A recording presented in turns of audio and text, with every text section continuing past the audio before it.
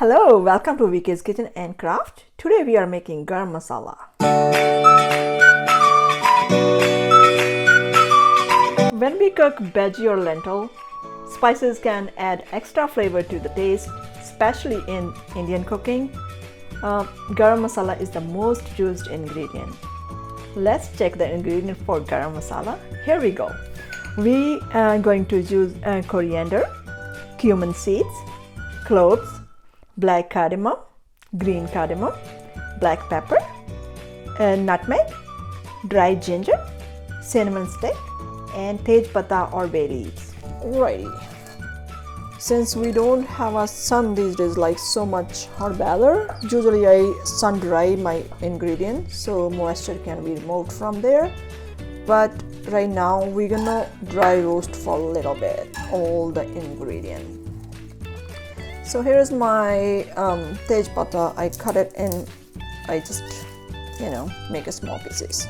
So it's very low heat. We're gonna add all the ingredient in there because my pan is little, probably not everything gonna be. We're not gonna cook it. We're just gonna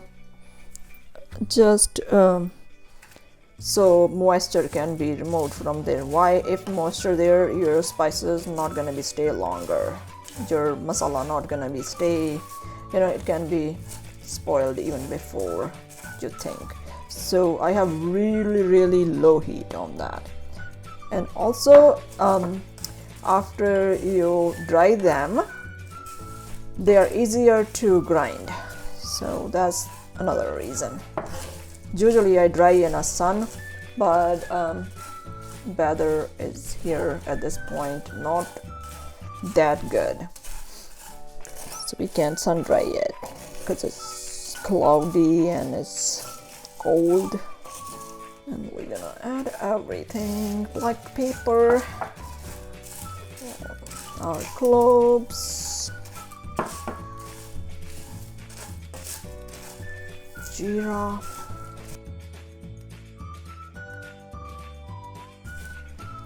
we're not gonna make them brown or anything. We don't want that, otherwise spices will lose their flavor.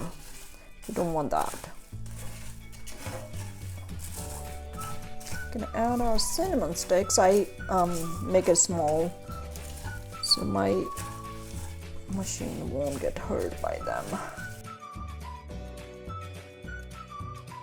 When I sun dry them, I don't even roast them or anything. And if I'm choosing for less, to showing you if you wanna know have a longer shelf life, so that's why I'm showing you. But usually I don't roast them or whatever I'm doing right now. You can add all the spices and grind them. That's perfect as well. You don't really need to. And as long as they're in a airtight container, they should be fine. My spices never go bad. Maybe I'm choosing so quickly, or it's the way I am storing them. Here is our dried ginger. So looks like this. You can easily find all these ingredients in Indian grocery store or Asian store. I don't wanted to buy garam masala from there. They have ready made as well. I don't trust on that. I like my own make stuff because I know that what I added in there, so that way I don't have to. Okay, here my nutmegs, and I don't need to really, and I think it's, and I'm not adding green cardamom because I just opened the bag and they are good. Or maybe I just let it go for a little bit. You can smell it. You don't have to make them brown. That's what I'm trying to say again and again. And what we're gonna do after we do this, we're gonna let it sit for a little bit to be cold. I'm gonna turn off the stove. It's like around 2 to 3 minutes I used, and it's really low heat. As I said, sun dry is the best. You don't have to do anything after because okay. Alrighty, have a dry plate pour in there so that way they can cool down quickly. Sometimes you can choose the star anise in there. I don't like the taste in my gravies or my lentil or whatever I'm cooking. So it looks very beautiful. We're gonna wait for until it's cooled down. So next thing we're gonna do, we're gonna pour everything in here since it's cooled down, and we're just gonna grind them. I'm gonna use the whole thing because my this machine is heavy duty, and see how it is doing. I don't usually choose that so much, but we'll see. Okay. Okay, we can check it because this machine is kind of like so quick. It's a little bit left, but we can make it more powder. But other than that, you can just have that.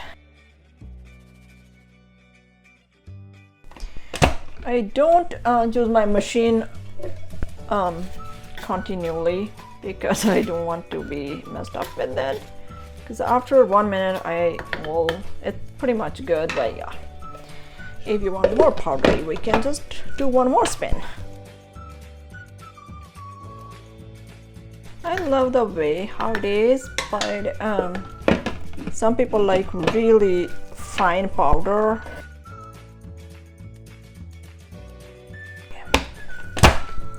Alrighty, I think I got the powder how I want, but I do not want really fine. But if you want powder, what we can do, we can just put it in the to get a fine powder. But I feel like it's okay.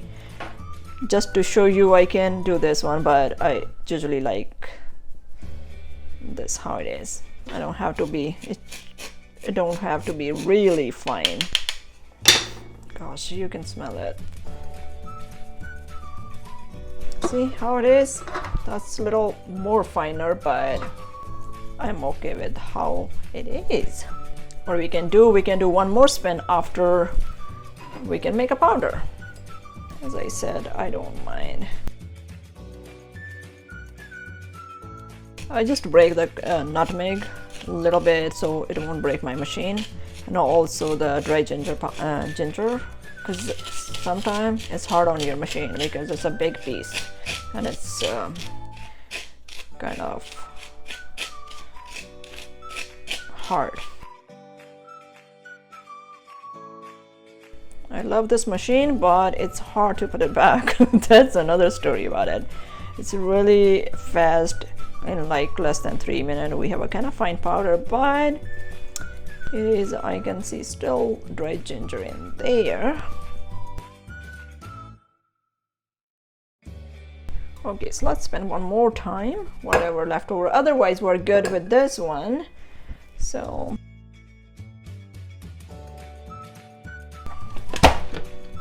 Okay, it's pretty good.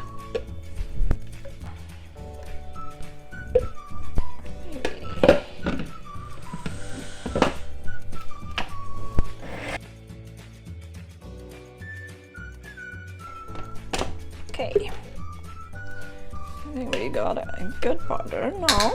We don't need to make it more fine. And I usually not use sieve because it's just good enough for me. I don't really like it powdery, but it's good now. To just show you, see, there's not like really. I'm gonna just put it back. It is. All right, so okay. Okay, we can mix it both together since, see, it looks good and smell amazing.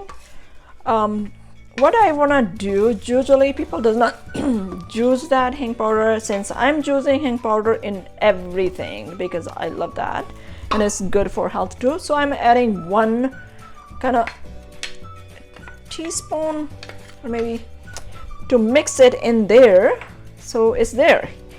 Even I don't have a hing powder, it's just amazing aroma, and I love hing powder in everything, you know, due to the health benefit, and it's very good. So here, okay, this is how you make your garam masala, and you can use more or less according to your taste. If one ingredient you like more than less, but this is how you make it. I like cumin seeds more than everything. So anyway, whatever you say you don't like it, just remove that. Just use less or more. It's not any rocket science in there, but taste is amazing. So let's show you the final. And my machine, I'm not advertising my machine, it's like less than 3 minutes. You're all good. It's very kind of heavy duty. So I'm not gonna pour in the airtight container because it's kind of warm, because I just grind them. I'm gonna wait for a little bit, and then I'm gonna add in an airtight container so it won't be spoiled and it stay longer. I never seen my garam masala is go wrong. It's never happened since I am making my own, so I never have an issue with that. It's go bad. So I don't have any problem, even sometime without, if I don't have sun, so I just grind it without anything. So it just looks like this. See, this is how you make your garam masala. You don't have to be like, you know, if you don't have one ingredient, just don't use it, use something else. It's not really a big deal out of that.